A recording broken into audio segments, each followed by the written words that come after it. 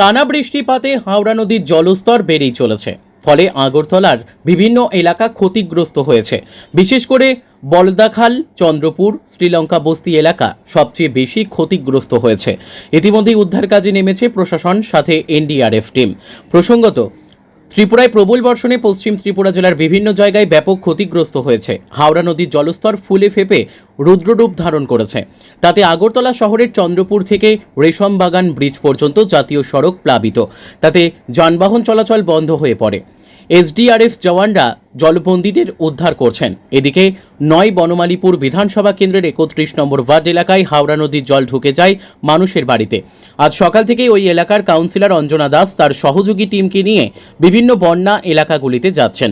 পাশাপাশি পুলিশ ও প্রশাসনের পদস্থ আধিকারিকরা ঘটনাস্থলে ছুটে গিয়ে পরিস্থিতির উপর নজর রাখছেন।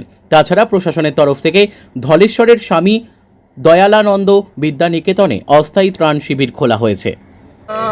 আমি এই জুনের চেয়ারম্যান।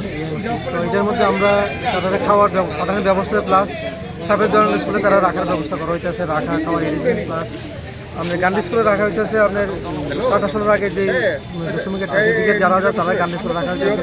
শ্রীলঙ্কা বস্তি যারা আছে তারাও এখানে রাখা হইতেছে। প্রশাসন এবং আমরা পক্ষতে যথেষ্ট চেষ্টা করা হইতেছে, যারা এখানে বাড়ি বাড়ি আনার ব্যবস্থা করা হইতেছে। এবং মণিপুরি পাড়া যেগুলিটা আছে সেটাও লোক আনতে আমরা ব্যবস্থা করা হয়েছে, প্রশাসনের সাহায্য করতেছে।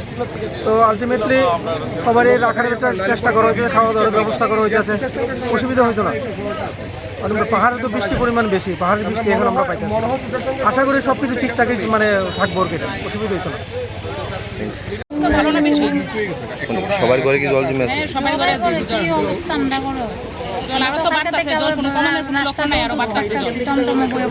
বাকি যারা আছে তারা কি অবস্থা? তারা তো ভিজে আছে, কি করবো আপাতত রাত্রে 3টা থেকে ভিজের ভিতরে সবাই পড়ছে, সবার বাড়িতে জল। রেস্কিউ হইতেছে নি? তারা আনতেছে, নিতেছে, প্রশাসনের কাজ করতেছে। কয়টা বুট চলতেছে? 3টা বুট চলতেছে। Bureau report, news tele Bharat.